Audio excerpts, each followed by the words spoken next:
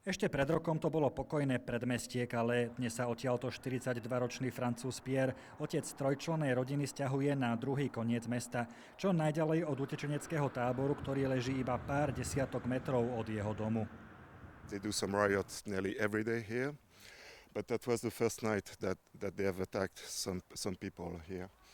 And so they first destroyed the neighbor's fence. They burned it. They were shouting Allah Akbar. I went out with a stick and I shout in English, get out, get out.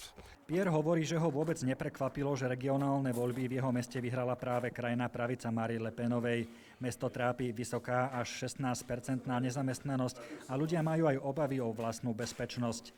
Pierre považuje Národný front za fašistickú stranu, sám má názorovo bližšie skôr k ľavici.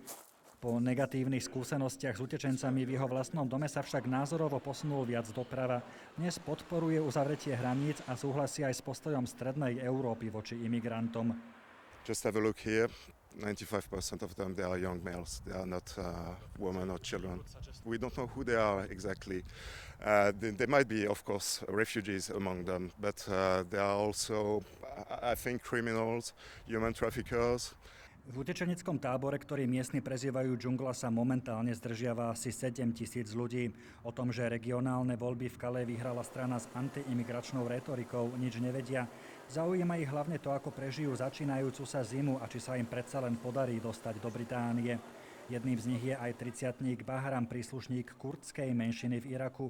Tvrdí, že do Európy ušiel pred extrémistami z organizácie Islamský štát.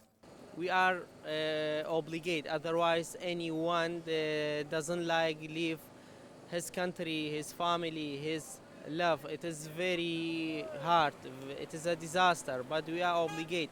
Bahram strávil v tábore už 2 mesiace a pripúšťa, že dôležitou motiváciou pre odchod z Iraku bola aj túžba po lepšej ekonomickej budúcnosti. Francúzski socialisti už ohlásili, že stiahnu svojich kandidátov, aby zabránili víťazstvu Národného frontu.